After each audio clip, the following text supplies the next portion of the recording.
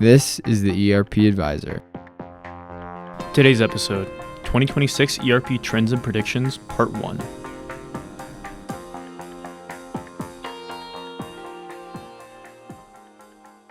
Hello, everyone. Thank you so much for joining us for today's webinar, 2026 ERP Trends and Predictions, Part 2.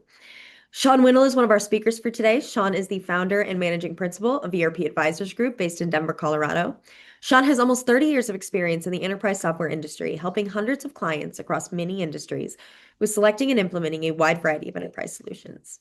His podcast, The ERP Advisor, has dozens of episodes with tens of thousands of downloads and is featured on prominent podcast platforms such as Apple and Spotify. Rebekah McCabe, myself, is also our other guest joining us for today. I'm the digital marketing manager at ERP Advisors Group and the host of the wildly successful ERP Minute, which will lend itself to this discussion today as we dive into the ERP market predictions for 2026 and what businesses can really expect from ERP and specifically the vendors, what they're innovating. Welcome, Shawn. Thank you so much for joining me today. Hey, Rebekah, thank you too. Of course. Just as a note for anybody on this call, we're going to only talk about a couple of the vendors just because that's all that time permits. But every single one of the vendors, even those not included in this discussion today, will be included on the vendor report, which you'll be able to get after this call. It'll be available on our website. But just because you don't hear about a vendor in this call does not mean they're not going to be on the report. So stay tuned and watch our channels for more information. So Shawn, we covered a lot yesterday. There was lots of trends and things that we talked about with ERP in 2025. But now it's time for us to dive into the ERP vendors. But first, I would love to hear about some of the emerging ERP trends you're predicting we'll see in 2026 and how they're going to impact businesses. Yeah, I'm looking forward to the dialogue today as always too, Rebekah. I think you've got a lot of insight as well. So hopefully we'll track the conversation. And well, I'm going to do this vendor rundown later, which might take a lot, but I really want your feedback in here too. So thanks again. Yeah. Here's the bottom line. And I really mean this. And I've looked at this a little bit over the last couple of days. And I think that of all of the industries, ERP is ready for a renaissance. How's that for a strong word? I actually have to look up the actual definition and the derivation of where that word comes from because it's such an interesting word. It's French. The derivation of where it comes from, the origination is from renaissance, from back again, and naissance, birth, from Latin nasciente, from nasci, be born. I really believe that ERP is going to be reborn this year. We're going to see a renaissance, and we already are. It's not as if the ERP industry has sort of died and now is rebirthing, whatever that is. Anyway, I'll stop with all that analogy. But I do feel like ERP kind of got a little stale. We talked about this yesterday about, kind of the lead up to 2025 and the impact of COVID on cloud-based systems, and everybody's like, oh my gosh, I got to get in the cloud, and tons of money going in and new licensing and subscription and new architecture. We had a great discussion with one of our Microsoft partners yesterday about ERP platforms and then the 9 key aspects of that. But looking into 2026, like we have all of this work that's occurred. And we have all these vendors that now are in great cash positions. Their earnings have been up. And now it's time to what I call show me the money, right? Like, what are you guys doing with all that capital? And they're pouring it into AI.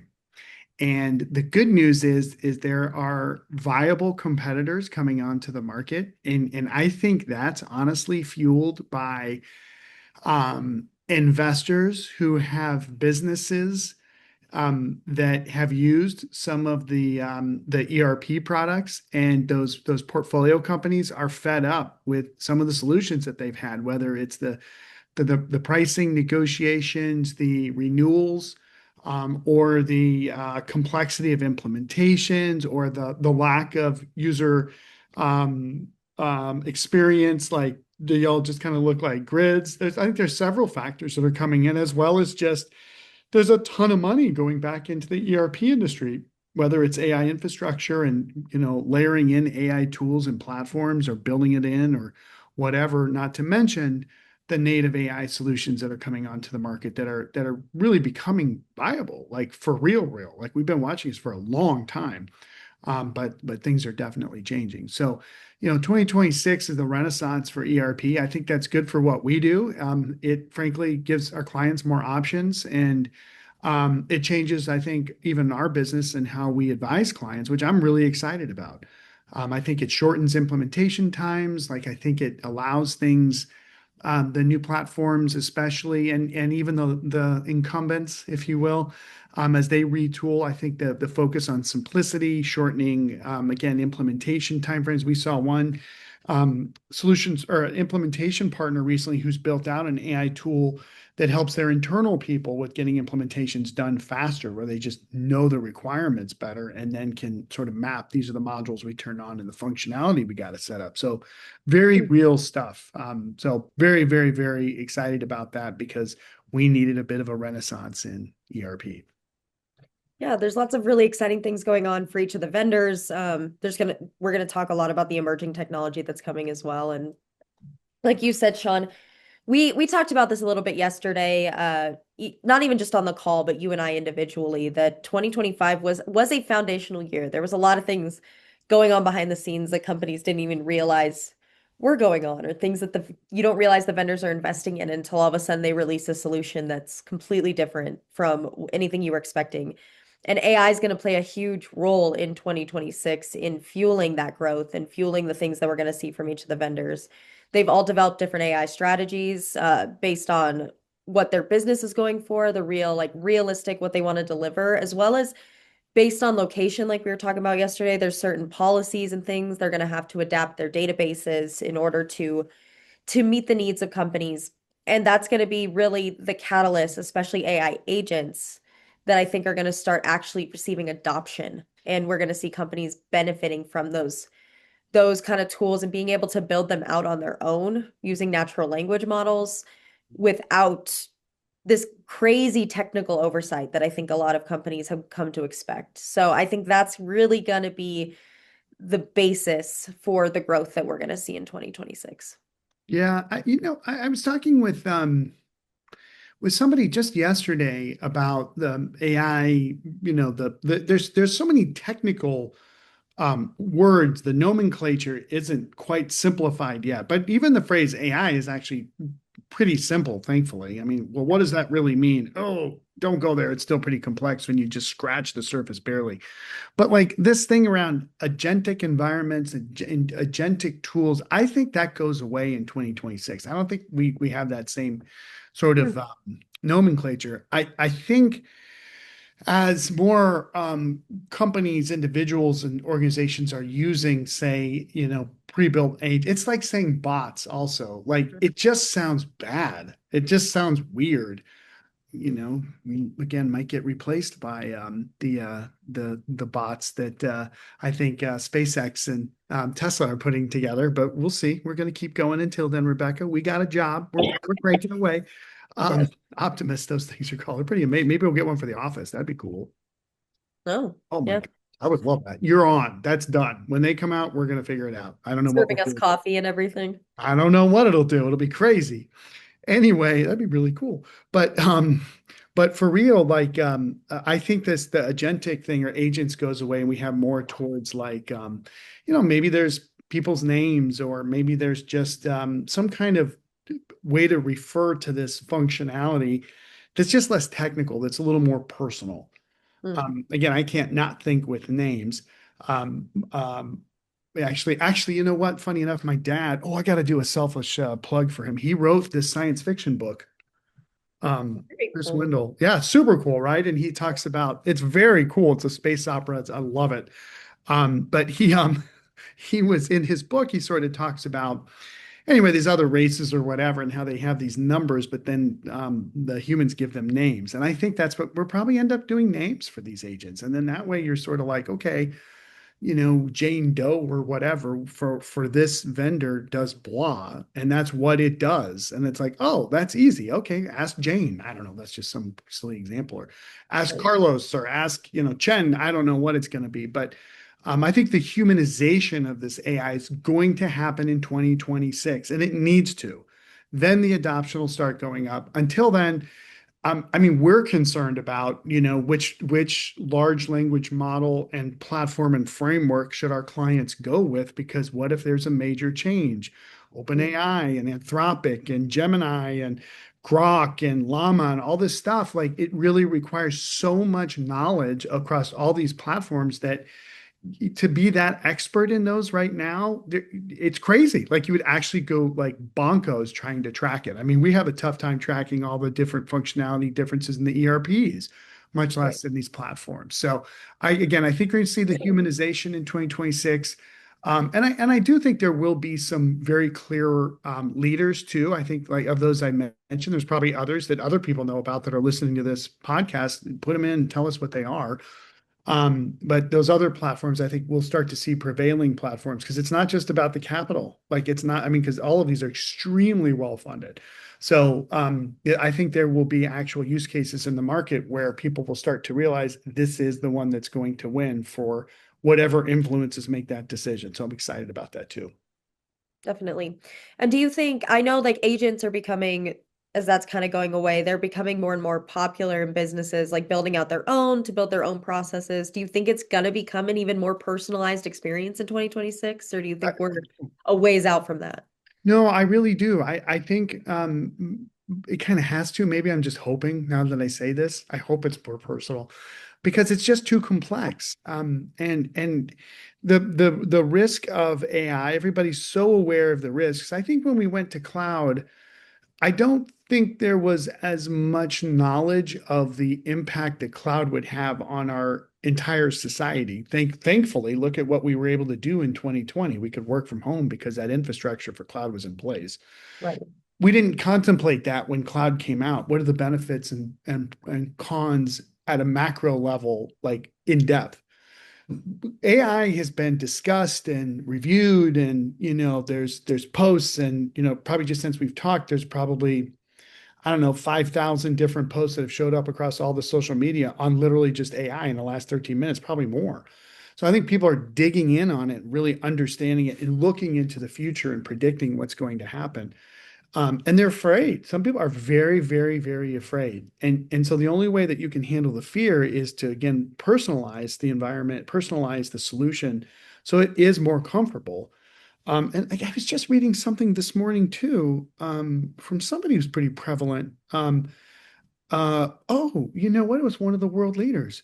Oh, that was the president from one of the Latin American countries, and he was talking about how they're rolling out Grok across all their elementary schools, Hmm. basically building AI tutors. And I love that. And he was basically saying, like, we as a civilization have this responsibility to use these tools for the benefit of man, not against man. We are man. Why would we do that? And I think that's going to really come through in enterprise software where people will finally see I'm not worried about my job. I'm actually worried about doing what I can do better.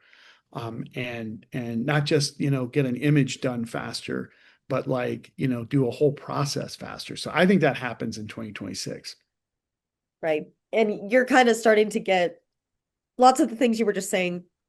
I already wanted to give vendor examples. So I think we're ready, Shawn, if you want to start going through so that we can dive into those and I can provide some of the insights just on the real world stuff that we're actually seeing from them and predictively. So Love it. to kick us off, Shawn, we're going to start at the top of the alphabet. That's what these are in order of. And we're just going to start with Acumatica. And I'd love to hear your predictions for Acumatica in 2026. Perfect. And before we jump into this, I want everybody on this podcast to understand something. We've done more with all of these vendors this year than I think we've done in any prior year past. So we've had some great collaborations with all these vendors we're going to talk about. Some of them we haven't done that much with. But our relationship, just to remind everybody, is truly independent, objective. We kind of get around, if you want to say that, with all of the vendors. That sounds kind of weird, but it's kind of true, right? Because one client may have every individual client is literally like a child.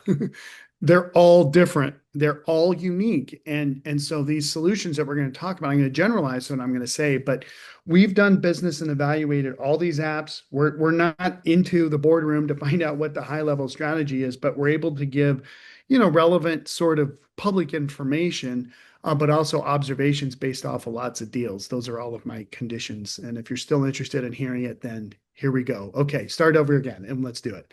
Yes, we're going to kick it off with a vendor who had a very big year. So I'd love to hear your predictions for Acumatica in 2026.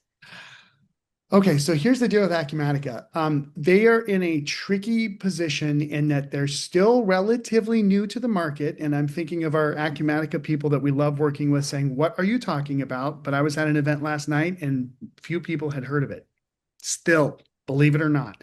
So it's emerging but it still has gotten, I mean, our customer base, we did more with Acumatica this year than we ever have. They have their positioning in the market is established, but there is still a significant amount of the mid-size business world that doesn't know, even nonprofit that doesn't know, although we've done some great mid-size and nonprofit work with Acumatica. So I think their investment from Vista is going to help in ways that Vista can open doors that Acumatica with EQT couldn't with their prior PE private equity firm. And I think they're going to continue to grow. Great AI strategy, great partner strategy. So, I think it's going to be a very bullish year. I'm bullish on them for 2026. And they've got to be aware of these up and coming ERP vendors that they don't get eclipsed by them. Acumatica has a bigger customer base. It has more partners and more defined. It's got a strong development platform. So if they get the AI right, they'll continue to have a great year. Wonderful. That sounds great, Shawn. Yeah, they had a heavy industry focus this year, very specific industry products, things that they could actually realistically apply to businesses. We saw a lot in manufacturing. They continue to build out their professional services solution, which was introduced, I believe, last year. So lots of really good things coming from them. And I expect with that PE backing for things to just skyrocket for them, so long as they're putting investments in the right places and the product that they're able to deliver. And then, Shawn, we're going to hop to the next one. And we're going to kick off with what are your predictions for Epicor in 2026? Yeah, Epicor has gone through their migration to the cloud for sure. And they have been through a little bit of transition on the PE side. I think we were just chatting about that yesterday.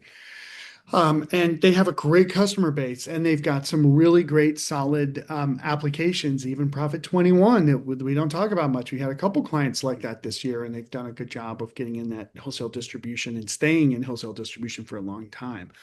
So their customer base is extremely valuable and they need to protect that customer base. So you sort of have the major ERP vendors, then you have like the teeny tiny ones, and you sort of have the ones in the middle. Epicor, at $1 billion in ARR, which is crazy that's the middle.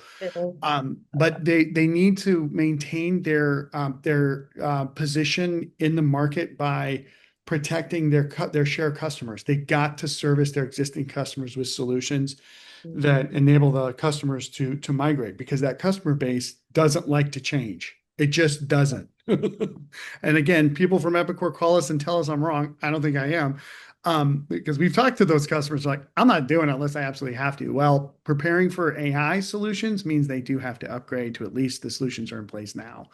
So Epicor has to protect that market share now more than ever. And when you look at we're implementing 2 Epicor clients right now on Kinetic. They've been challenging. They're tough projects. It's a very complex product for some organizations that are getting into more complex manufacturing capabilities. It's all very doable. But I think Epicor is going to do well, incrementally. And their biggest opportunity is really around the AI messaging at the right level for their customers that don't really like to change technically, but those customers wake up one day and decide, oh my gosh, I really need this. I'm just going to switch. So be careful, Epicor and Epicor customers for sure. Definitely. They did a lot with Prism, Epicor Prism, which is their it's their AI product, but they did a lot with vertical agents, especially at the beginning of the year. So they're forming their strategy and they're trying to get like you said, reach those frontline workers, especially. Those were what a lot of their announcements were, and like revolutionizing the way that they do business, so that they're not just completely out there on their own. But it is a different customer base for sure. And so the adoption is going to be a bit slower, which we see across various industries. That being said, another vendor that plays in an industry that's a little slower to adoption, what are your predictions for Infor in 2026? Yeah, we've had some great collaborations with Infor this year, and we really appreciate our relationship with them too, as well as Epicor and Acumatica.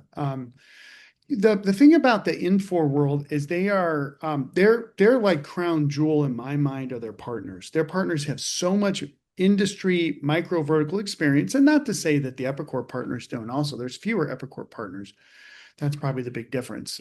So I think that partner-driven innovation from Infor needs to continue, and there's probably even some, how do I say it? Some probably generational transitions that are happening there too, in the Infor partner channel, which I think is really good for everybody.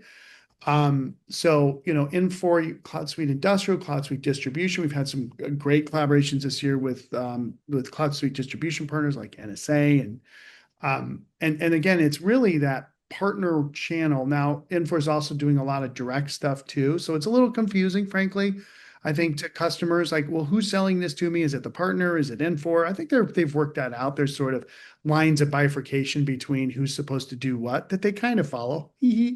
um, but at the end of the day, like we've talked about for like a gazillion years. I mean, one of my first posts I did 20 years ago on some strange board was like, choose a implementation partner that you would bet your job on because you are.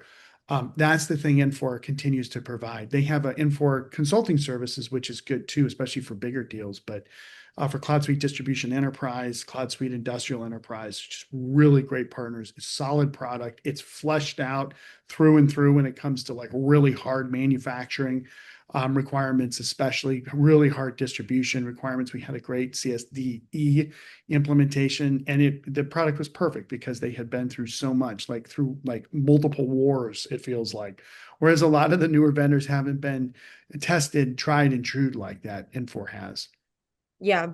And I think that shows just in the solutions that they were releasing this year. They had a very practical approach to AI and the agents that they're building out. I think they started from a place, and it does help that they've been doing so much with Amazon Web Services, just Amazon in general. Mhm. But their solutions are very focused on how are we going to add value within this specific vertical? How are we going to make sure that our customers are actually getting what they need out of the AI?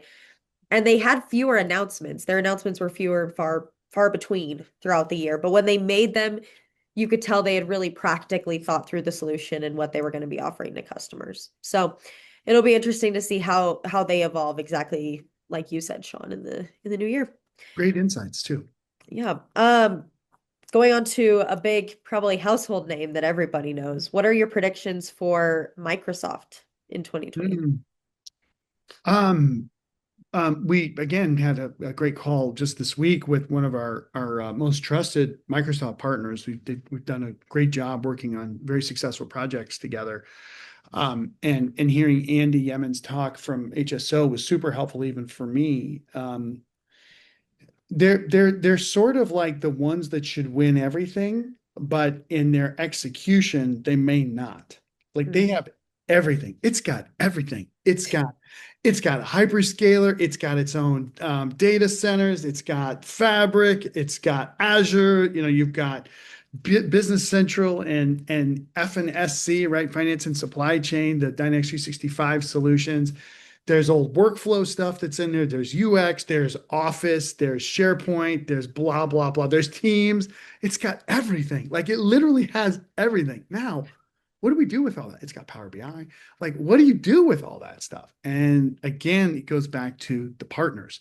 So the partners are the ones that sort of have the reality or the responsibility, pardon me, of bringing this whole new reality together in a way that benefits a client, almost like a custom solution. That's probably too strong, but tailoring all these pieces to meet the client's needs.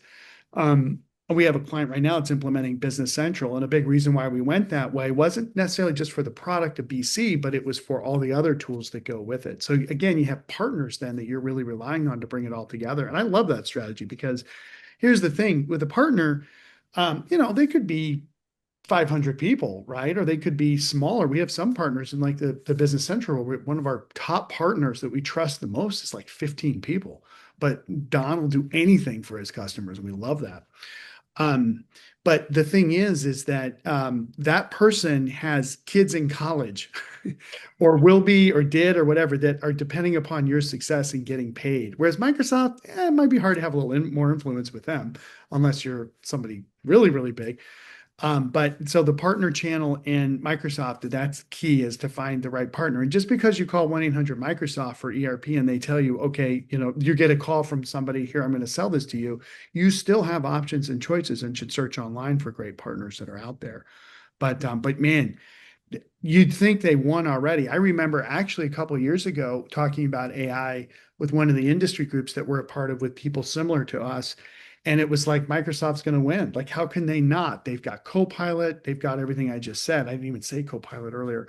But the bottom line is that it's the execution and the simplicity and getting these products to market, getting solutions to market that customers are like, wow, I can totally use this, right? I can do something with this. Now it's a little bit like, well, there's a lot of tools sitting on the table. I think I'm just going to go watch TV now.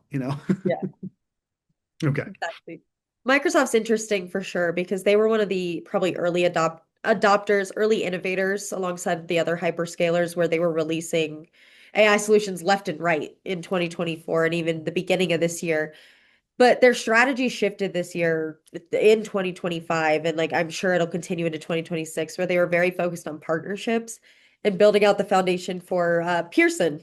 In the very beginning of the year, they partnered with them to create educational Mm. centers for, or not centers, but programs for AI and like educating the masses. They had another partnership with a school and a corporation where they were building out AI labs so that they could innovate. And so I think they're while it sounds like it's a lot of philanthropic news, they're investing very heavily in how can we educate the workforce that's coming up so that they're the next innovators. They're the ones that are adopting our technology. They're the ones that are going to be using things. And it's unique for them because they're not traditionally an ERP. They have ERPs and they have great products, but that's not the viewpoint that they come from. And that's not necessarily the strategy from the top down that, oh, we have to sell ERPs. It's really Mhm. based in Azure. It's really based in those other products, the business productivity that gives them a unique perspective. And I think we're going to continue to see a lot of like those kind of investments, that kind of innovation, partnerships with companies like Oracle, even where they're leaning on each other to develop better and better solutions, like the Oracle database at Azure or Oracle database at Google Cloud, where they're all the hyperscalers are working together to bring us new tools. Yep. Love it. Wonderful. We're gonna kind of lump these next two together, and we're gonna do an Oracle NetSuite kind of review, Shawn. I'd love to hear your predictions for them in 2026. Oracle, it definitely has this unique positioning over the other ERP vendors, in that I think their business operations across all of their units are probably more integrated than some of the others that are also in the hyperscaler business, meaning Microsoft. And their kind of core bread and butter has been enterprise apps. That's not true. It's sort of like their saltine crackers for this for soup. Like, I mean, they've always been an infrastructure, database administration, database tools, and other infrastructure for sure. And then they had enterprise apps. But what I mean to say is they're kind of like enterprise apps are kind of like first class at Oracle, whereas like you just said, at Microsoft is a little bit different. Now, that being said, that full stack integration, we've talked about that for years now, all the way up from the user experience from the screen you're entering, all the way down literally to the ground, to the mineral rights, to the water and the oil that's underneath the data center property, right? I don't know if they go that far down. I'm sure they do. With your um, yacht. yeah, especially there in Yeah. Denver, there's that big old campus. There's probably like dinosaur bones underneath that location. You can dig them out, get them to the museum. Anyway, that offering is super strong. And in this age of the technology platform becoming even more important, whether it's security, like we've talked a lot about over the years, I think it's going to be more and more. Yeah. So if, I think Oracle probably has the most likelihood of success with that full stack solution. And you're already seeing it with the innovation. I mean, they of course have purchased, the EHR application, the electronic health records system, a couple years ago. So really bringing in, not life sciences, but, that side of healthcare, which was a little bit kind of, like, oh, that's separate as a business app. Well, we've been selecting EHR patient care reporting systems forever. It's not different. Like it's all integrated so that you get, anyway, I could go on and on and on about it, but the enterprise apps at Oracle being integrated into and part of this whole infrastructure, nobody else has that. And I think that's really, really, really important going into AI. NetSuite, their AI strategy, I think, evolving with NetSuite Next this year. Yes. Partner tools coming out around AI solutions. One of the partners we've known for a long time is starting to write some stuff too. That's it's a relatively smaller organization, but he's making a big impact with that. You have just a great customer base there, 20,000 plus customers on NetSuite. Plus the Oracle Cloud ERP equals this ecosystem that's gargantuan that you could just make a ton of money just servicing that ecosystem, much less or ensuring that you're not eroding and losing those customers is going to be important too. So I think from an innovation perspective, we're going to see a lot of good stuff there too. And it's time. Like it's time. It's time for, Oracle Cloud has, I think, been great, but we haven't been able. I think the adoption that we've seen is a little less than I thought it would be by now.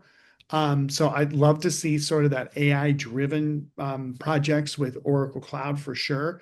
And I think NetSuite is they're kind of like the new SAP for mid-sized companies. Like they've kind of just become so prevalent across so many different verticals that they sell into that they could go on a defensive stance in 2026 very easily, or continue to drive innovation. There's a ton of, again, free flow capital. You look at the balance sheets for Oracle, there's a lot of cash. So pouring that into the development, not just the marketing, which some of the AI ERP vendors are really, really good at, but like the actual product development and with that, again, that platform of customers and ecosystem that Oracle has, there can be some really exciting things there. Yeah. And NetSuite's heavily benefiting from that. I mean, NetSuite Next is an AI connector that they're able to benefit from OCI and the infrastructure that they have in place in order to create applications like that. And the two are just working so cohesively. I think more than they have in years to like bring some of those solutions and allow NetSuite to kind of flourish into new markets. So I'm excited to see too as their global expansion continues in 2026. Next one, Shawn, is going to be Sage. What are your predictions for Sage in 2026? Again, we appreciate Sage and the collaborations that we've been able to do this year a lot. We had a great conversation with their CTO earlier. And I think even from that discussion, as well as, down at the project level, right? Because we're not just the high level people, we're like down in the guts of implementations. Sage has been through a lot, and I think their messaging and going through their portfolio is changing, right? Like we're even collaborate with some of the Sage partners on some of the call them legacy products like 500. And that customer base is very staunch. Like they're like in it. They don't want to leave. But going to AI and the interesting things that Sage is starting to do around AI Copilot, I think is their solution name too, right? For AI. It is, yeah. Yeah, that in even being at their conference a couple of years ago and what they were talking about, very practical solutions that they're providing, but you have to be on their newer platforms for that. So if Sage can figure out, how to, upgrade their thousands, tens of thousands of customers really around the world, right? There's Sage 100, there's 200 there. I think there's a 200. I'm thinking maybe mass 200 now, but Sage 100. There's several Sage 300 products, including the construction application. The old ACPAC stuff gets kind of lumped in there. 500. There's X3. There's their distribution and was it Sage Distribution Manufacturing solution that came out recently? Sage Manufacturing and Distribution Operations, SM, STMO. SDMO, Yeah. newer platform. We haven't heard as much, I think, about that. I think it's still evolving. You hear a lot about Sage Intacct construction in some countries in Europe, and of course Intact, which is very prevalent.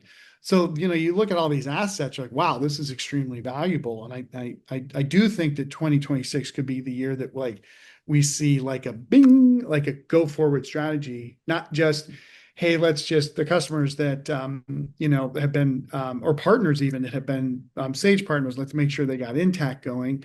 But like, how do you enable that market so that it's just getting stronger and stronger and not just like an alternative to something else, but like for real, no kidding. Like we've seen some healthcare solutions for Intact, even some real estate hospitality.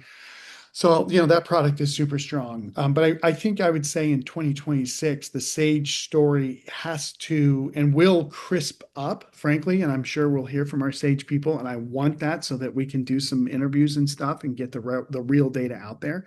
My suggestion is just, let's get a very clear message from Sage on exactly where things are going, because the AI thing is driving a lot more organizations that are on some of these legacy products to not just say, well, the person who customized it is retired and we've been on this for 25 years and it doesn't quite meet our business anymore. And now they're like, oh my gosh, I got to do AI.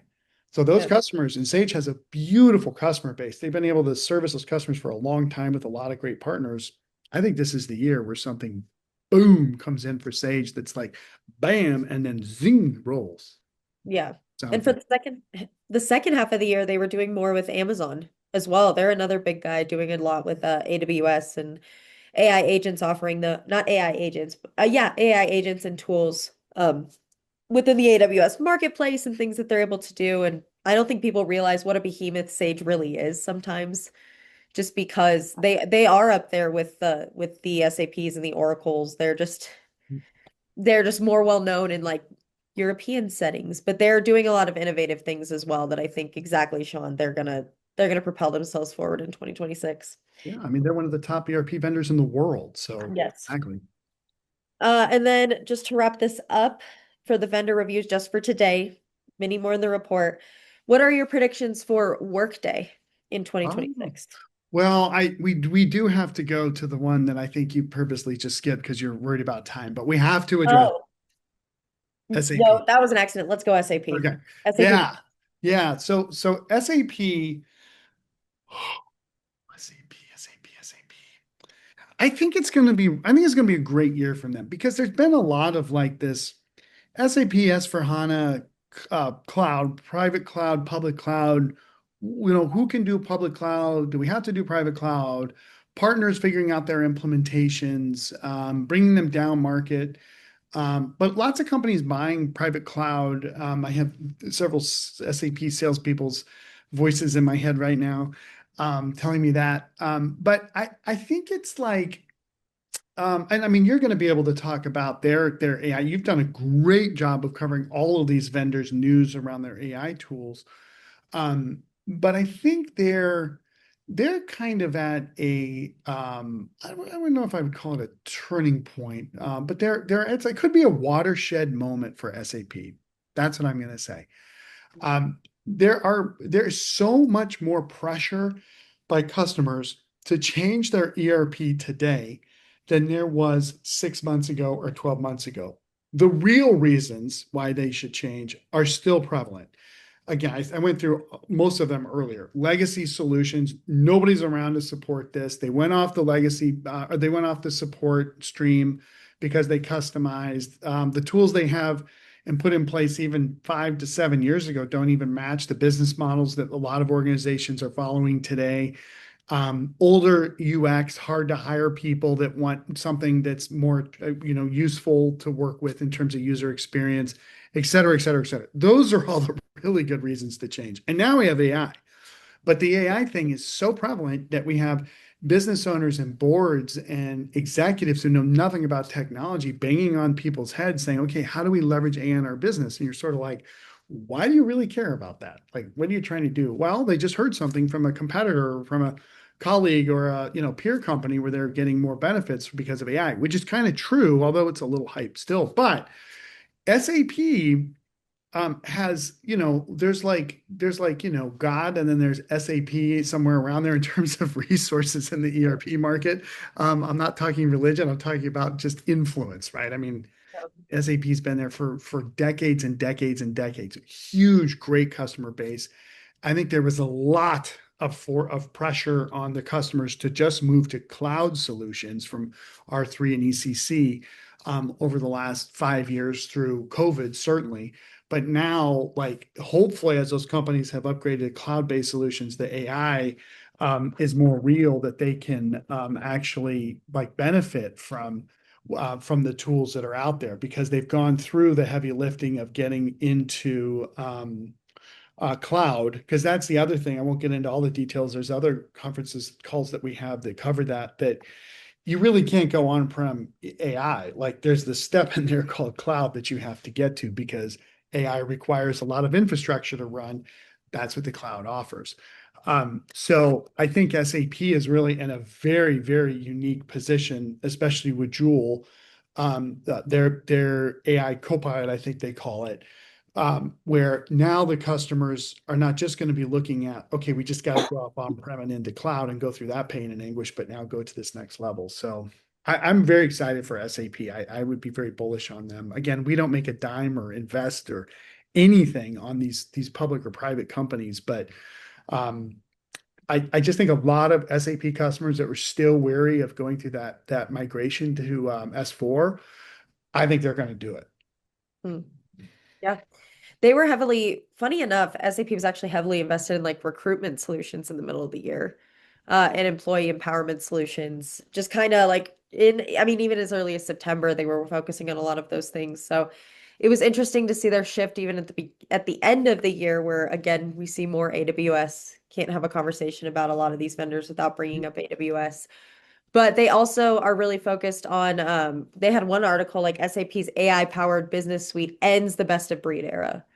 So they're gearing it towards just like, here's the simplicity of the use. Like, I know we're a big solution, but these are things you don't have to manage a million systems. You can be in one place using AI to do that. So And you very would think of cool. all the vendors that SAP would be the one that could provide that, just given this like decades of like huge investment in technology that they've done. So I think you're right. Like, those are very, very like discrete examples of SAP's strategy that should pay off, and it needs to in 2026.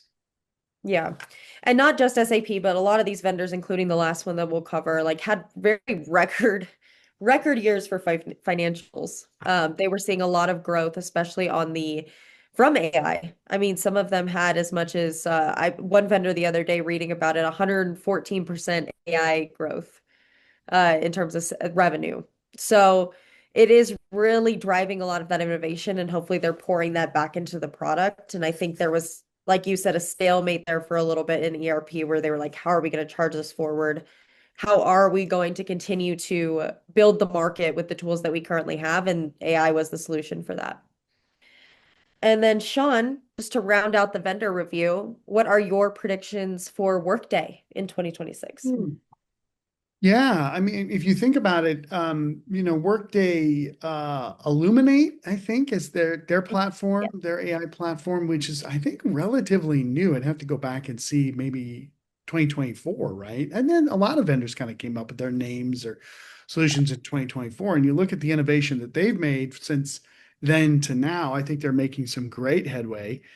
Um, and Workday, from a more pragmatic perspective, has been putting a lot of time and effort into getting into sort of the SMB space with their financial solutions, for sure.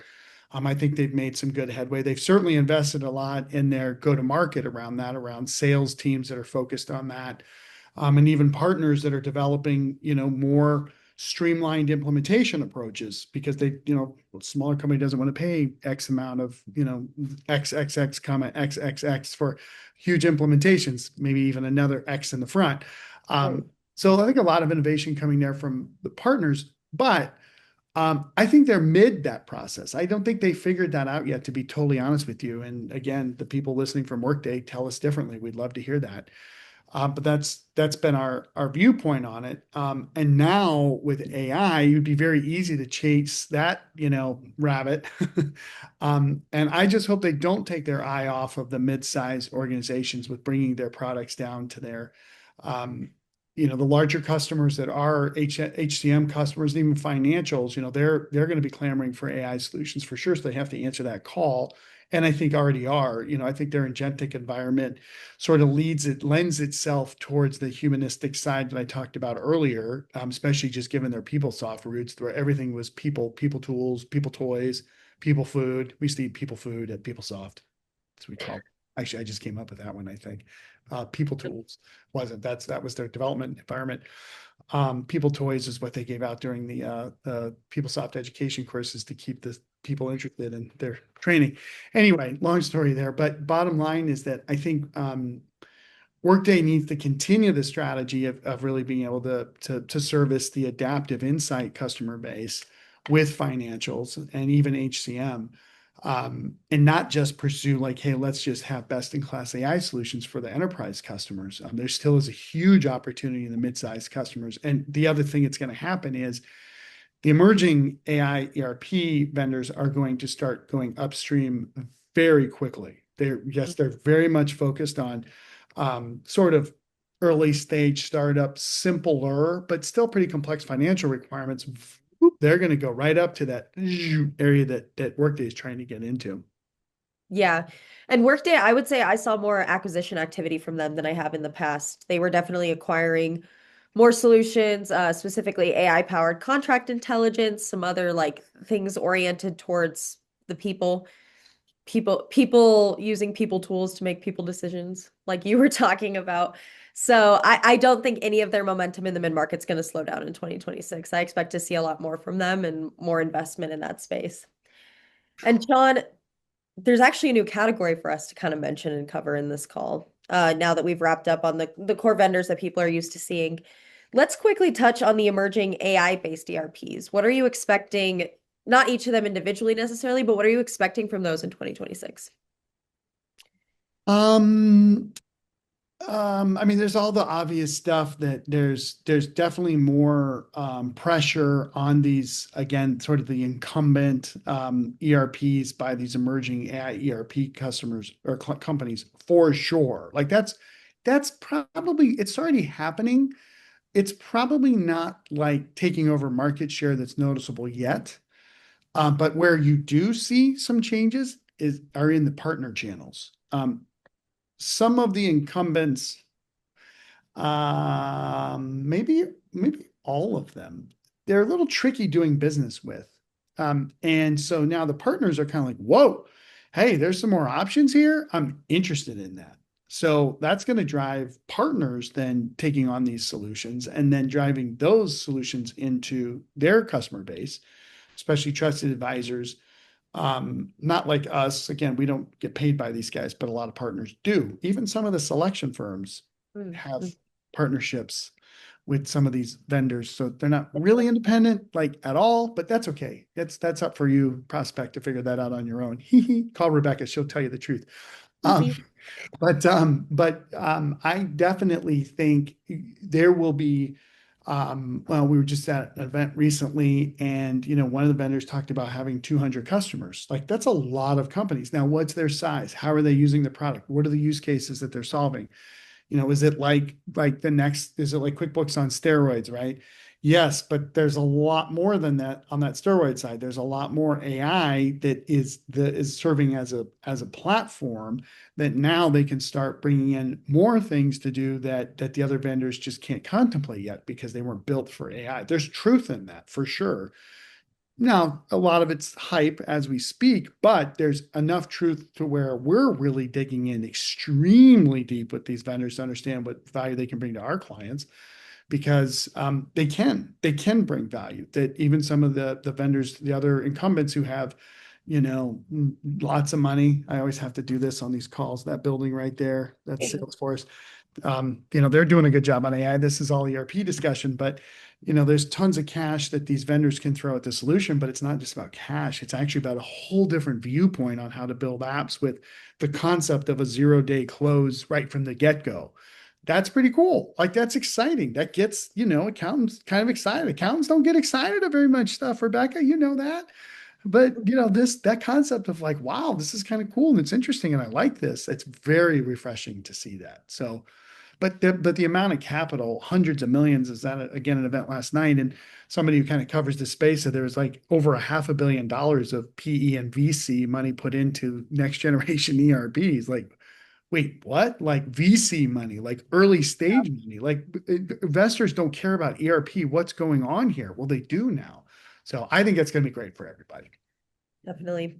And Shawn, I think you answered some of the other questions I have, but let's leave everybody with this. Do you think any earth-shattering developments are going to happen in 2026? Um, the speed of AI is going to make the cloud adoption look like a turtle. Like Yeah, that's there's no doubt that I mean AI is not just here, it's already making an impact. I do think, a couple years ago we were talking about hyperscalers buying more ERP companies. We were watching one transaction in particular that didn't go through. Um, so I think now the hyperscalers have more focus on their own AI tools and less on business apps. right. So that's not going to be as much of a deal here in 2026.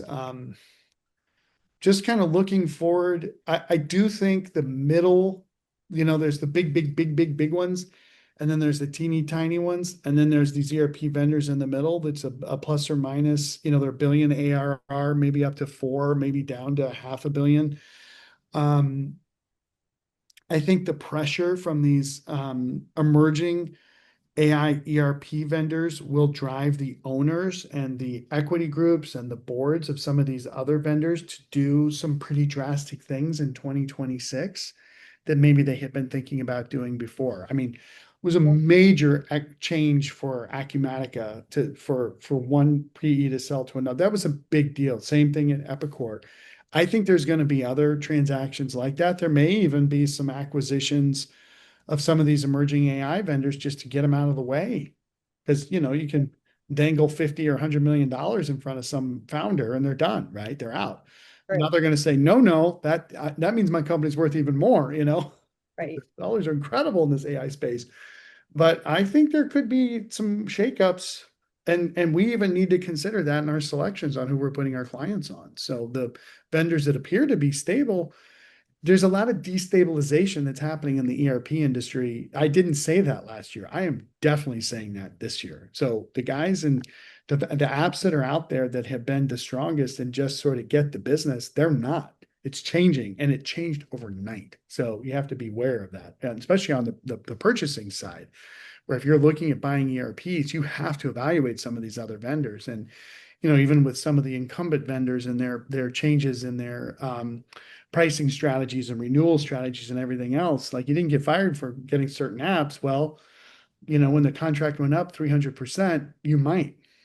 I'm just Yeah. being honest. And we've helped a lot of clients through that and have found really great mutually beneficial um, um, um, solutions with some of those vendors too. There's sanity still at the vendors. Don't forget that. And you do need to negotiate. You don't just have to get stuck with something, but the rug could get pulled out from underneath several ERP vendors this year if they are not listening to us, the market, et cetera. So just beware. Yeah.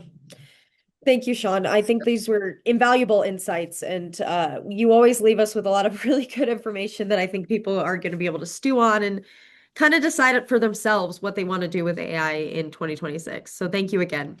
And thank you everyone for joining us for today's call. Please let us know if you have any questions we can answer. We are always here, always available. You can email Shawn at ERPadvisorsGroup.com. You can email myself, Rebekah.McCabe at ERPadvisorsGroup.com, or you can go to our website. Lots of resources, lots of ways to get in contact with us.